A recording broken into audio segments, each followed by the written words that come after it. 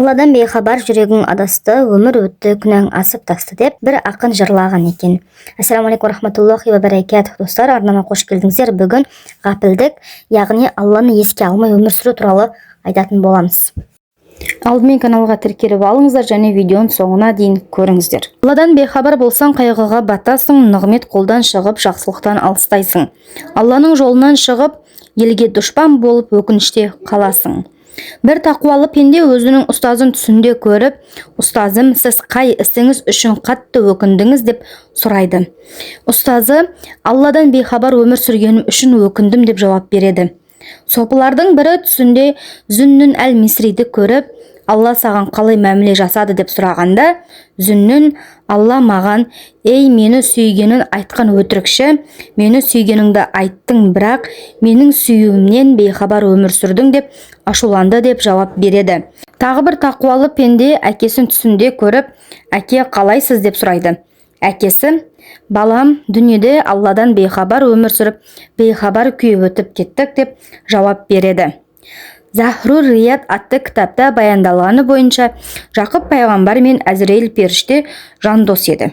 Бір күні Әзірейіл Жақыптың жанына келеді. Жақып пайғамбарға өлім періштесі, мені көргелі келдің бе не жанымды алуға ма деп сұрайды. Әзірейіл періште оған, сені көргелі келдім деп жауап береді. Жақып пайғамбар, ажалым жақындағанды маған білдіріп қоюыңды қалаймын деп өтінеді. Әзірейіл оған, жарайды, сенің ажалың келерден бұрын 2 не 3 хабаршы жіберемін деп айтады. Әзірейіл періште бір күні Жақыптың алейхиссалам ажалы жеткенде, періште оның жанына барады. Жақып пайғамбар одан, мені көргелі келдің бе, әлде жанымды алуға ма деп сұрайды. Әзірейіл періште, жаныңды алғалы келдім дегенде Жақып пайғамбар, маған 2 не 3 хабаршы жіберемін деп едің деп сұрайды. Сонда Әзірейіл алейхиссалам, шынында солай болды. Қап-қара шашыңның ағарғаны, денеңнің күш қуаттан қалғаны, беліңнің бүкірейгені, міне солардың бәрі өлімнің хабаршылары еді деп жауап береді. Әбу әл-Даххак баяндайды. Бір тақуалы кісі бар еді. Ол өз заманының ұлы ғалымы болды. Ауырып төсекте жатып қалған екен. Көргелі бардым. Жанында оқушылар отыр екен. Ол кісі өзі жылап жатыр. Мен одан, ұстаз, неге жылап жатсыз? Бұл дүниеден кетіп жатқаныңызға ма деп сұрадым. Жоқ, дүниеден кетіп жатқаныма емес, намазымды мән бермей оқып жүргеніме жылап жатырмын, деді. Қалайша?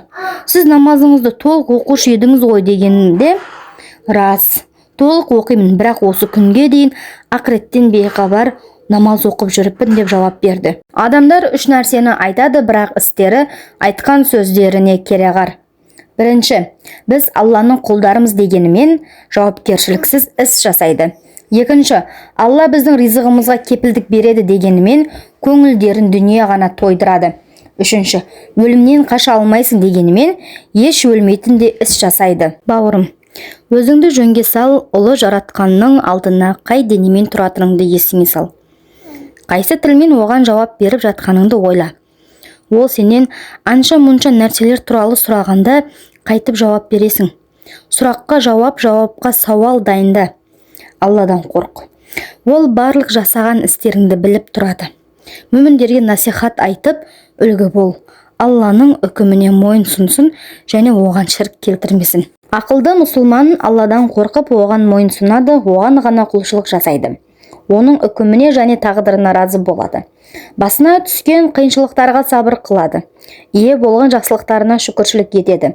Алланың бергеніне қанағат қылады. Алла тағала құдси хадисте былай дейін: кім менің үкіміме разы болмаса, сынақтарыма сабыр қылмаса, берген нығметтеріме шүкіршілік етпесе, ол өзіне менен басқа құдай тауып алсын. Бір кісі Хасан Басриге келіп, мен Аллаға ғибадат жасаудан ләззат ала алмай жатырмын дейді.